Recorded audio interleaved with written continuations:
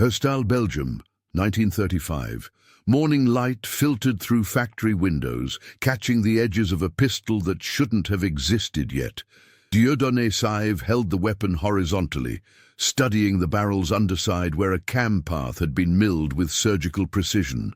The magazine lay beside it, wider than any service pistol magazine anyone had seen, stacked with 13 rounds of 9x19mm Parabellum in a double-column arrangement that conventional wisdom had declared impossible to feed reliably. He slid the magazine into the grip. The fit was exact. He pulled the slide back and released it. The action was smooth, mechanical, inevitable. A short recoil system that felt like language learned from a teacher no longer alive. John Moses Browning had passed away 9 years earlier in this same building, at a desk covered with drawings of a pistol that didn't exist yet. The high power was Browning's legacy made steel. Saive's task had been impossible from the beginning. Complete a design you didn't start, honor a vision you only partially understood, and solve problems the original inventor never lived to encounter. Could a service pistol hold more than twice the ammunition of its predecessors without becoming unwieldy? Could capacity scale without sacrificing control? The barrel's cam path was the answer Browning had sketched, but never finished. Where the M1911 used a swinging link to unlock the breech, this new design used geometry itself, a sloped track cut into the barrel lug that forced the barrel to tilt downward as the slide moved back. No link, no extra part to wear or break. Just surfaces meeting at the correct angle, transforming linear recoil into rotational motion. But precision wasn't acceptance. Military procurement officers looked at the high power's wider grip and doubted. Technical specialists questioned whether a double-stack magazine could function in mud, cold or rain. Engineers asked why anyone would abandon Browning's proven link system for an unproven cam. The weapon worked in a Belgian workshop. It had not yet proven itself in the hands of those who would rely on it in the field. Saive picked up a technical drawing, dated 1926, one of the last Browning had made before his departure. The magazine design was there, visionary but not dimensioned. It was a map with the destination marked and the route left blank. Completing it meant interpreting not just what Browning had drawn, but what he had intended.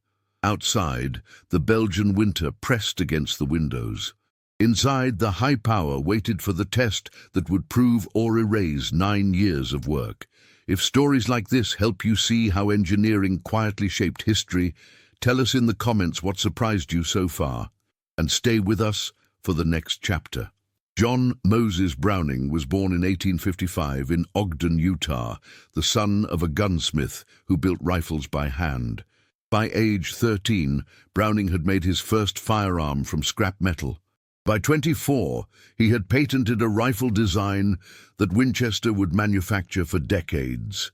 He didn't invent self-loading firearms, but he perfected them with patience that treated mechanical problems like mathematical proofs, solvable, inevitable, waiting to be uncovered. His designs defined an era. The M1911 pistol became the standard for short recoil, locked breech handguns. The Auto 5 shotgun introduced the long recoil system that would dominate sporting firearms. The Browning automatic rifle brought sustained fire to infantry. Each design solved a problem others had declared unsolvable, with mechanical elegance that made solutions seem obvious in retrospect. In 1921, the French military issued specifications for a new service pistol. They wanted capacity, far more than the 7 or 8 round standard pistols offered. They wanted reliability in extreme conditions. Browning, already in his 60s, saw the challenge as a natural evolution of his M1911 work. The 45 ACP cartridge was powerful but large, limiting magazine capacity. The 9x19mm Parabellum, adopted by many European militaries, was smaller, allowing higher capacity in the same grip space. Browning began sketching a pistol that would hold 15 rounds in a double-stack magazine. The engineering problem was deceptive. Widening a magazine to hold 2 columns of cartridges was simple. Making those cartridges feed reliably was not. Single-stack magazines feed cartridges in a straight line. Double-stack magazines require each round to converge from the sides into a central feed path. If the angle is wrong by a fraction of a degree, the cartridge jams. Browning also questioned his own M1911 design. The swinging link had worked flawlessly for over a decade, but it was a separate part, a potential point of wear. Could the unlocking motion be accomplished through the barrel itself? He sketched cam paths, calculated angles, drew cross-sections of barrels with lugs milled at precise slopes. The idea was elegant. As the slide recoiled, a fixed pin would engage the barrel's cam path, pulling it downward and disengaging the locking lugs. No link, no pivot, just controlled motion through shaped metal. But Browning's life ended in November 1926 at the Fabrique Nationale office, where he had spent decades refining designs. The project passed to Dieudonné Saïve, who had worked alongside Browning and understood his methodology. Saïve inherited not a complete weapon, but a direction. The magazine design was there. The cam locking concept was there. The final dimensions, feed geometry, the balance between capacity and control, those were unfinished sentences. For 9 years, Saïve refined the magazine until it held 13 rounds without jamming. He perfected the cam path until the barrel unlocked smoothly at exactly the right moment. The pressure wasn't just technical. Europe in the 1930s was undergoing massive rearmament, and the demand for effective tools was rising. A pistol that failed in field trials would disappear.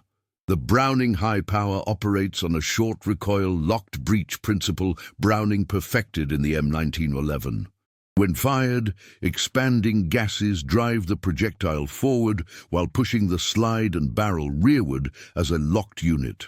For approximately 3 millimeters, the barrel and slide remain locked together by lugs machined into the barrel that engage corresponding recesses in the slide's interior. During this rearward travel, a cam path milled into the barrel lug engages a fixed crosspin in the frame. As the slide continues back, the cam path forces the barrel downward, tilting it and disengaging the locking lugs. The barrel stops.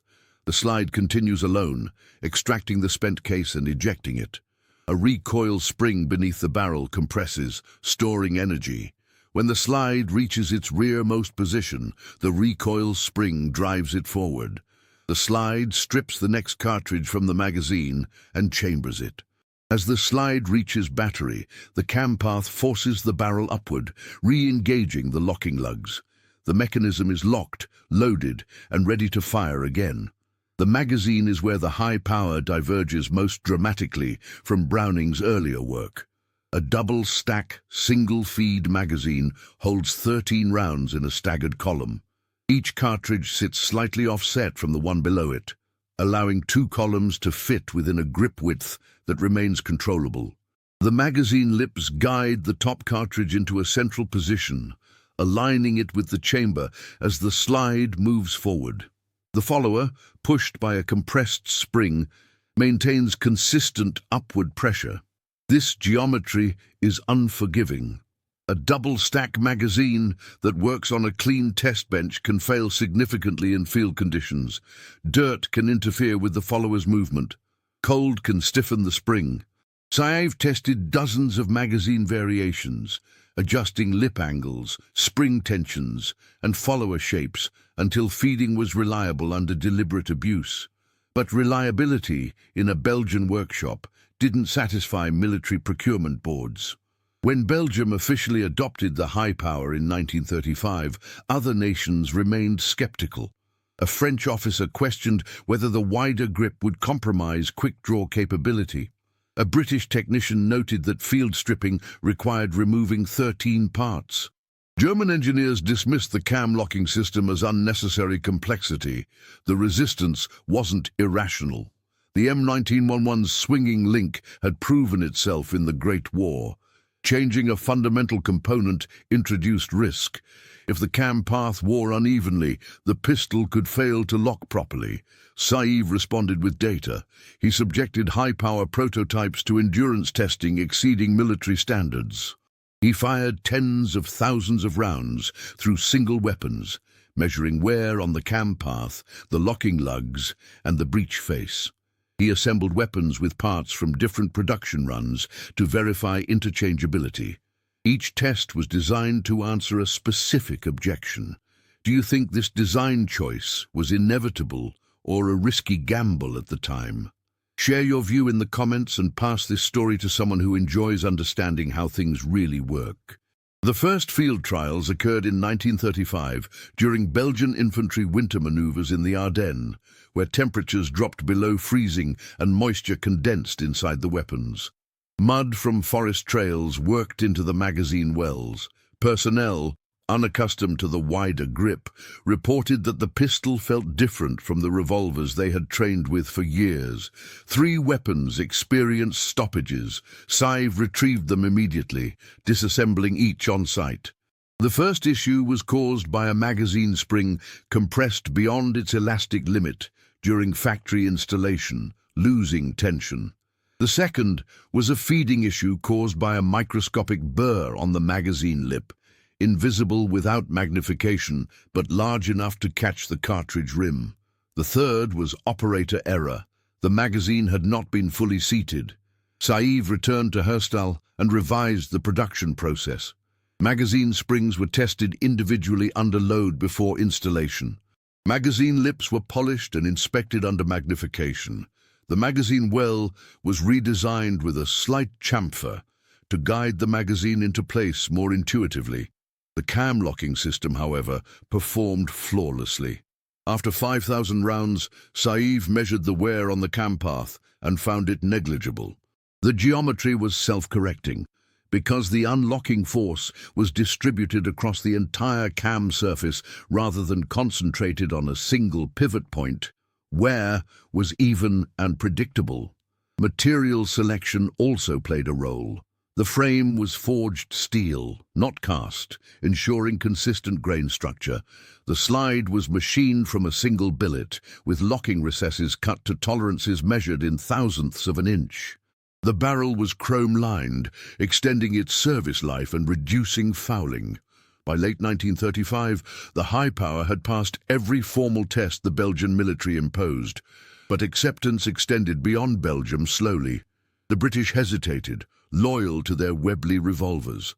The French chose a different design. The Germans continued producing their own models and would later adopt the Walther P38. I've understood that the high power's adoption would be gradual, driven not by dramatic superiority, but by quiet competence. The weapon didn't offer revolutionary accuracy. It was a service pistol for engagements at close distances. It didn't offer revolutionary power. What it offered was 13 rounds in a package that fit comfortably in a holster designed for 8-round pistols, and a mechanical system that worked without demanding constant maintenance.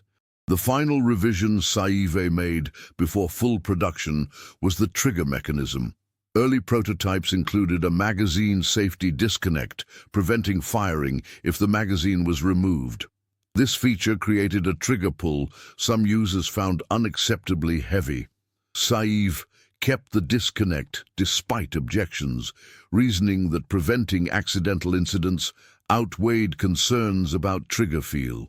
The moment that defined the high power's legacy came from a quiet observation in a Herstal testing room. An engineer named Laurent fired the same high power through 20,000 rounds over 3 months. He cleaned the weapon daily, measured wear weekly, and recorded every malfunction. At the test's end, he disassembled the pistol completely and laid the parts on a white cloth, examining each under magnification. The cam path showed wear, but it was even and predictable, a polished track that had simply become smoother with use. The locking lugs had rounded microscopically at the edges, but still engaged fully. The recoil spring had compressed slightly. The magazine spring, replaced twice during testing, was the only component requiring routine maintenance. Laurent's conclusion was simple. The high power was not indestructible, but it was durable in ways that mattered. Saïve understood the significance. Browning's final design wasn't meant to be perfect. It was meant to be sustainable. A service pistol that lasted 10 years was more valuable than a masterpiece that failed after 5. The cam-locking system distributed wear so evenly that the weapon aged gracefully. The double-stack magazine could be manufactured consistently enough that replacement magazines would function identically to the original.